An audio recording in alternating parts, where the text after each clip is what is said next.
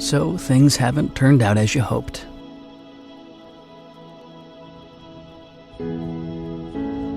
Life took a turn. A bump.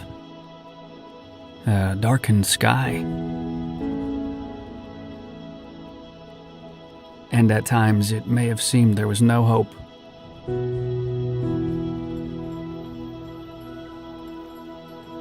But here's the good news.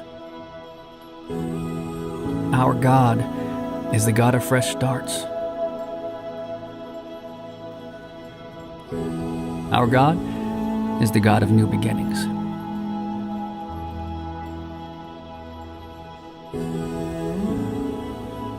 Our God brings new mercies, new compassions, not just once a year, not just when things are bad,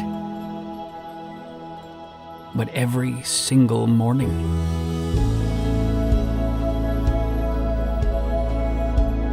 This season has been tough.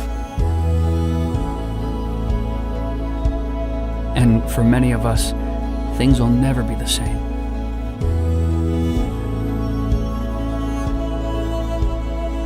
But we are here, breathing, maybe smiling, or crying, or shouting, or laughing. But we are here, feeling, maybe fighting, or cheering, or seeking, or grieving, but we are here, living. And we are not alone. Our God is here. Our God is with us.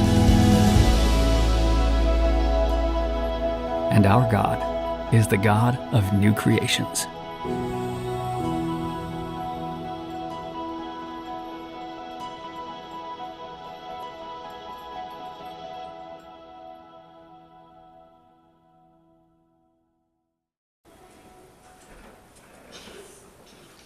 This morning we're going to be speaking about the God of the new. We have a God who is, that God is not a God of old. He's not a God of the past. He is a God of the present. He is a God that gives us our future. He is a God of new. It's a beautiful thing, new, isn't it? We like new. One of the greatest smells of all smells is the smell of a new car. The smell of the new. They make fragrances that you can hang on your mirror that smells like new, but it's not new. As I went to the funeral yesterday, I rented a new car to take down, and as I pulled up, my family said, "Oh, you got a new car?" And I said, "Oh, no.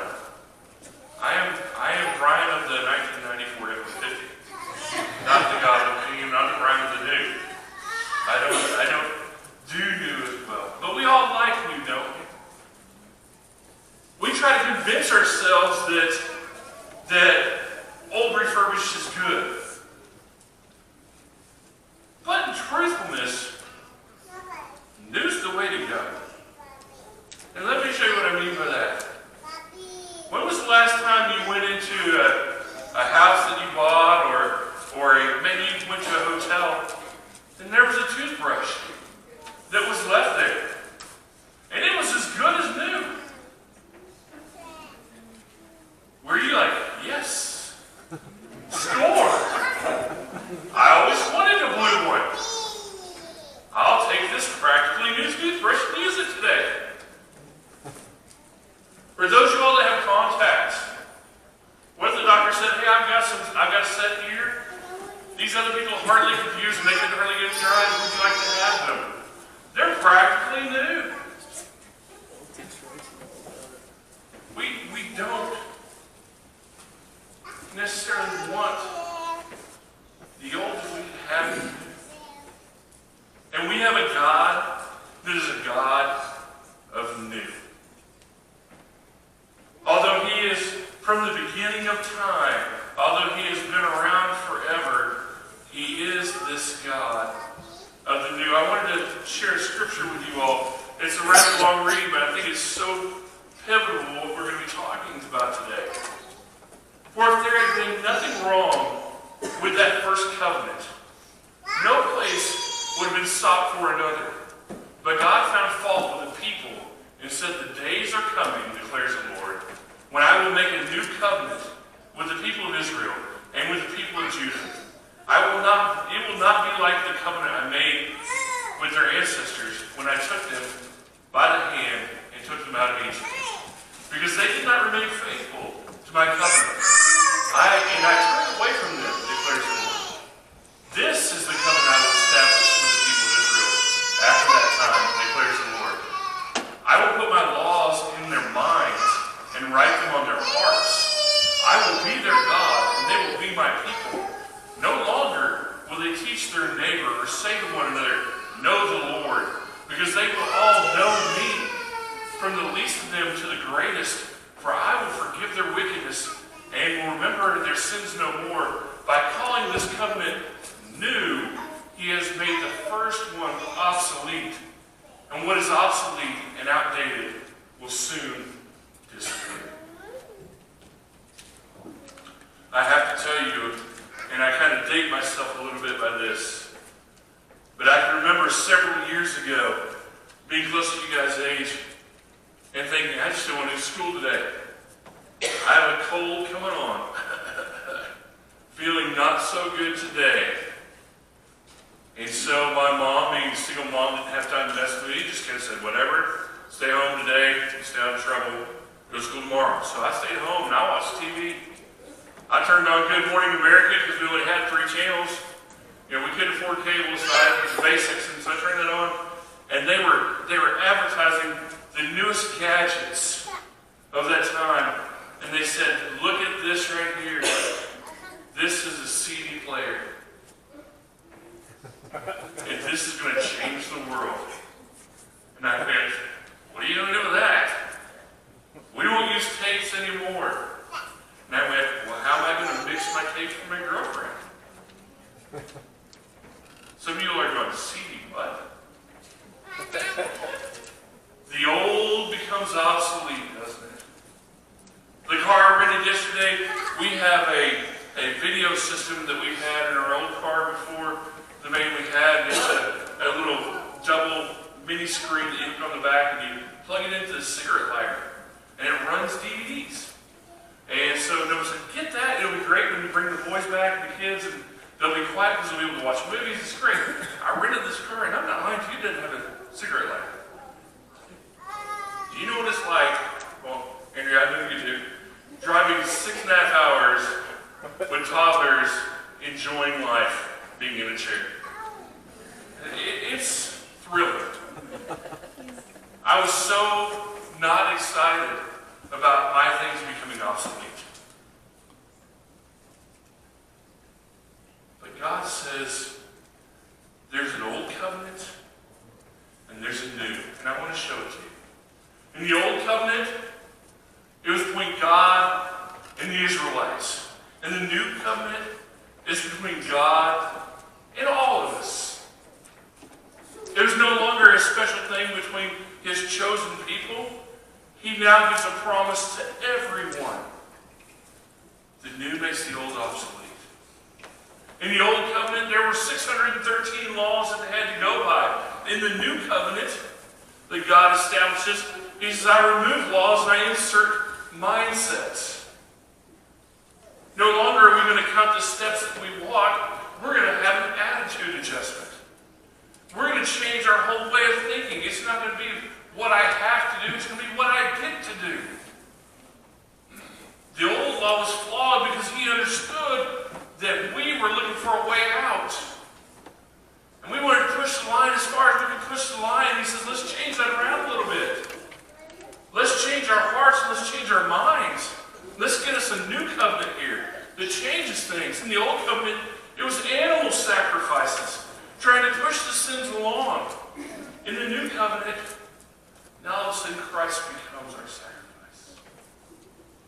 And these flawed sacrifices are no more. And the one true, beautiful, holy sacrifice has come. And the new covenant is here.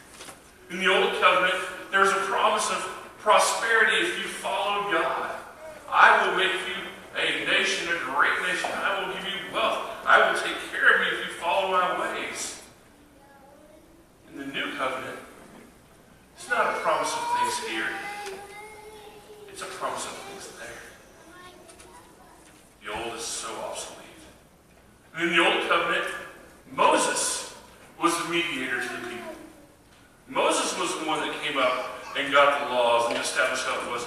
Moses was the one who was making the judgment calls on things going on. Moses was the one that was leading them through the desert and bringing them where they needed to go. But in our new covenant, is Jesus.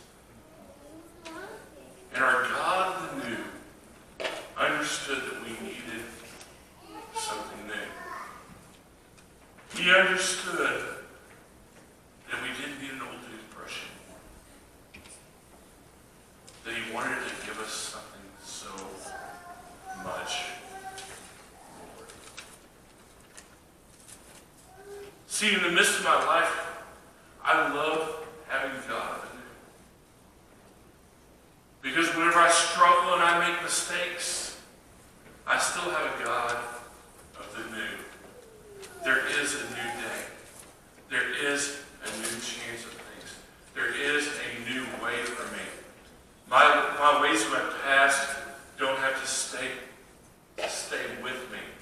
Because God is a God of new things.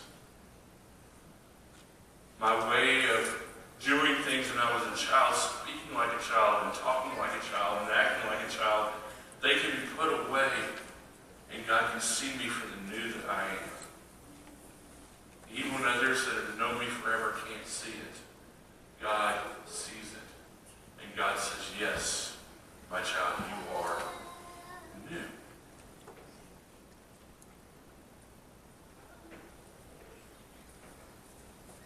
In Isaiah 43, 18 and 19, he says, forget the former things.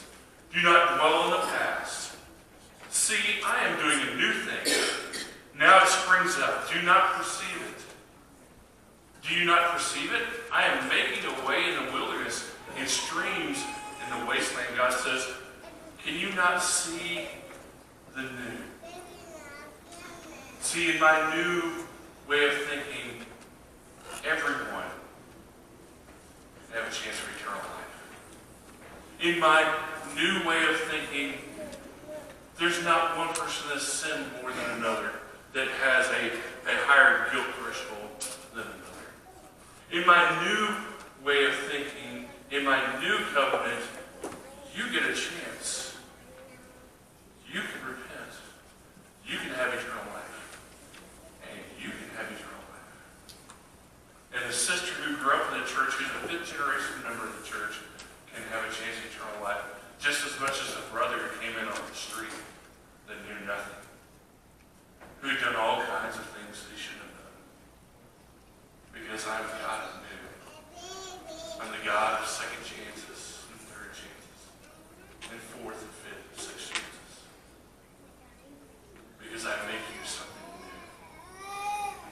The old stuff does not cling on to you. In Ephesians 4, 21 through 24, he says, when you heard about Christ and were taught in him in accordance with the truth that is Jesus, you were taught with regard to your former way of life to put off your old self, which is being corrupted by its deceitful desires, to be made new in the attitude of your minds, and to put on a new self, created to be like God, in true righteousness and holiness. The writer of Ephesians says, don't you remember that God did something for you? That you're better than that. Don't you remember who you were? Don't you remember what it was like? Smell the new. Enjoy the new. Understand that you are new.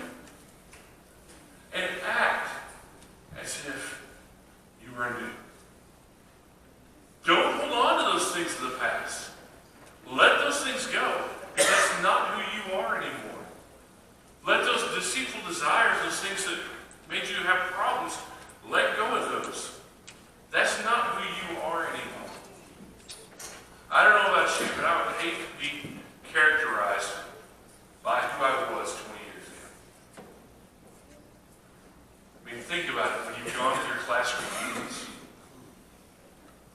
and you go back and they bring up those wonderful stories of your past, those ones that you kind of wanted to forget. As a matter of fact, those are the ones that you're like, I think you were probably talking about somebody else. I'm pretty sure that wasn't me. That was probably so-and-so. There are things that you kind of even want to block out of your own mind. They're the things that were embarrassing to you. They're the things that you wish were not so. And you want people to see you for something more than what you were. Some of our younger generations over here, I'm sure there are times when you go to your family events that they still look at you as that little one that used to do whatever.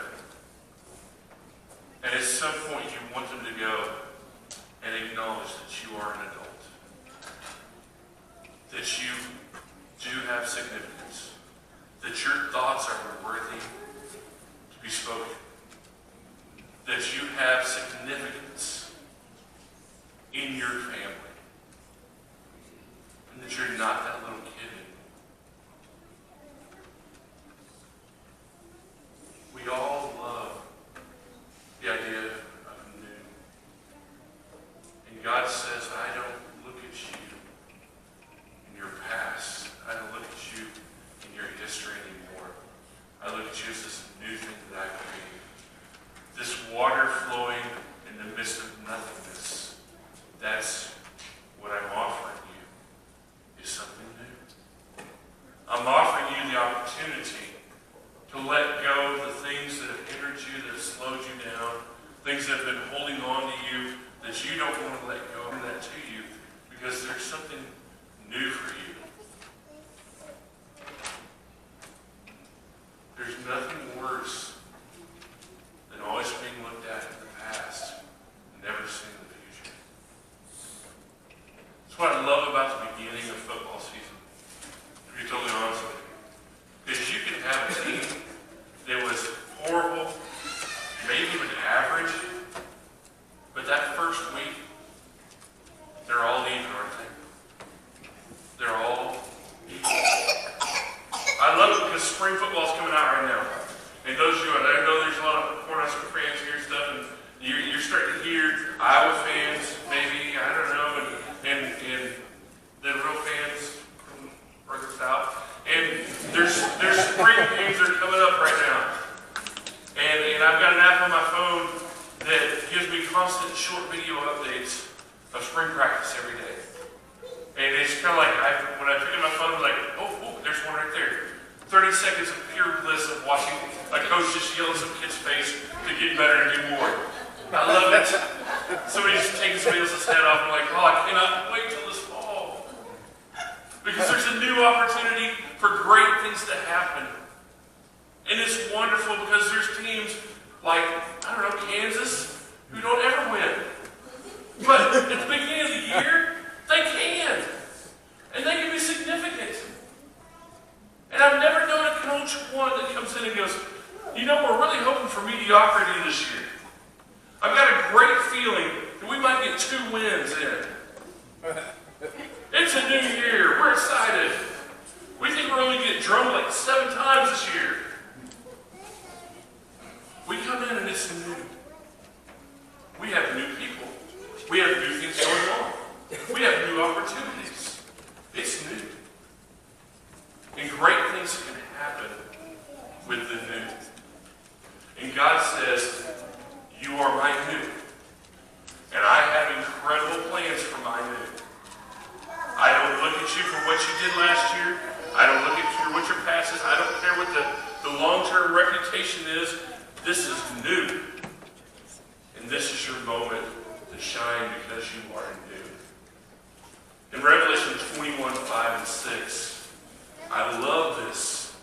He says, He who is seated on the throne said, I am making everything new.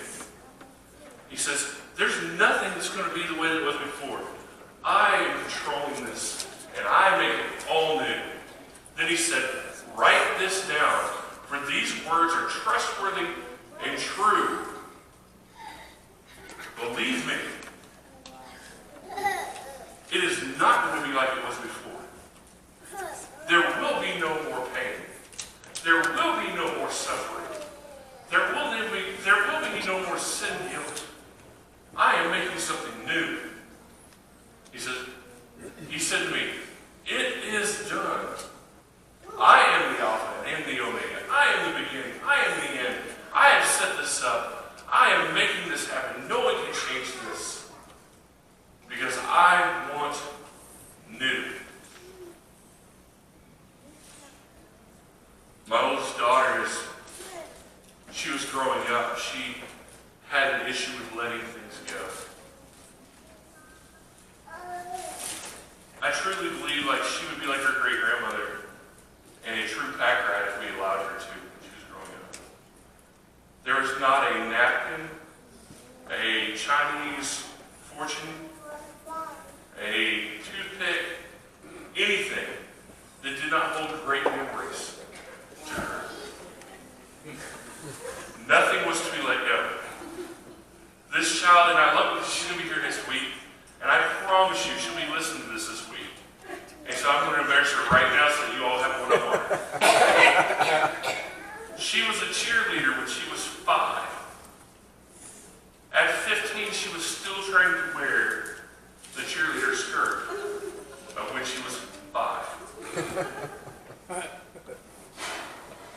She had to leave it completely unzipped and wiggled her way in there to get into it. And it was only this long. And she had to wear a pair of pants underneath it. But she was still in her mind that. And she would not let it go. As a matter of fact, it was so precious to her, and we could not pry it from her, that finally one day Nova took it, and she cut it. And she put a piece of it in a scrapbook for her, so that she would always have that skirt. She was holding on to the old. And as she looks at it now, as she hears it this week, she'll think, that's so silly. Why was I holding on to that? When we were getting ready to move, half of my garage, and I'm not kidding you, were her things that she had saved for the one day when she would finally leave my house. I thank the Lord that she got married before we came here, because it would have been a third U-Haul to get here. Because I'm not kidding you, she took an entire U-Haul as a graduate of college to her new place full, to the hilt. I don't know where they put it all, and it's not my problem anymore. But she always wanted to hold on to the old. But it's so funny now, talking with her, when she realizes, as she's in her new life, as she has her career, as she's working in her profession, as she has a new married family, that those wrappers and toothpicks, beaded jewelry, note from another 4-year-old, they just don't quite mean as much anymore. Because that was the old. You know what matters to her now? The life that she's living today. And God says, let those things go. I understand that somebody has hurt you in the past. I understand that life is difficult. I understand that there's changes going on, and we don't always like them. Our family's going through them. I'm sure yours are too. There are things that we would love to hold on to, but it does not render what we need. Because all we're holding on to things that don't mean anything. God says, I have a future for you. And it's here, and you have to grab it forward. But the only way that you can do that is to let go of what you're holding on. Because I'm the God that knew, not the God of you. You don't want me to judge you on your old.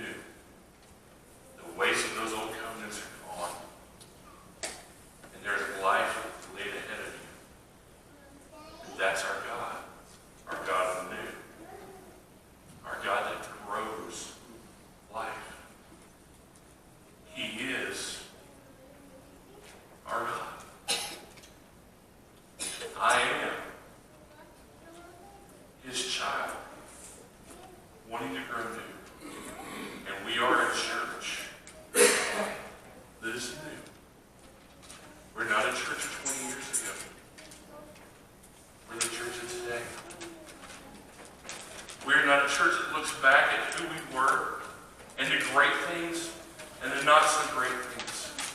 We are not the failings of our church in the past, and we are not the glory of our church past. We are the church of today. You are his church today. You are his families today. You are his children today. So let us be his church that is new today. Holy, pure, blameless, serving, trusting, obeying, and being who he has intended us to be all along. Let us pray. God, Father, we love you so much. We thank you for the gifts that you've given to us. We thank you for this new covenant. We thank you for this opportunity to be new. Lord, we know that there's no sweeter fragrance than purity. And Lord, we know that through your Son Jesus and his blood, that he has made us clean and worthy to be in your presence because we are free and we are new. God, help us to act in such a way as that we realize that we are new. So grateful for the things that you've done to make us that way. So excited to share with others what it can be to be new. Not selfish in our newness, but excited to be able to expand it out for others. To give others the hope and the understanding that they too can be new, that they can let go of the things of their past, and they can see a future, and they can be your people, and you will be their God, as you are our God, and we will serve you with everything that we have as new, beautiful believers, praising you in all of our words, in our deeds, in our actions. We pray this in your Son's name. Amen. If we can help you with being new, if you feel like you've been old for a long time and you just want a fresh start, you want one of our elders to just take some time and pray with you, to just give you some reassurances. If you've got some things going in your life that feel like it's just beating you down, you just need a hug, and somebody say, hey, we're there for you. We want to do that for you. If you've never given your life to Christ and started this new journey, we want to speak with you about that. We want to give you that opportunity as well. If we can do either of those for you all this morning, let's do that now as we stand and as we sing.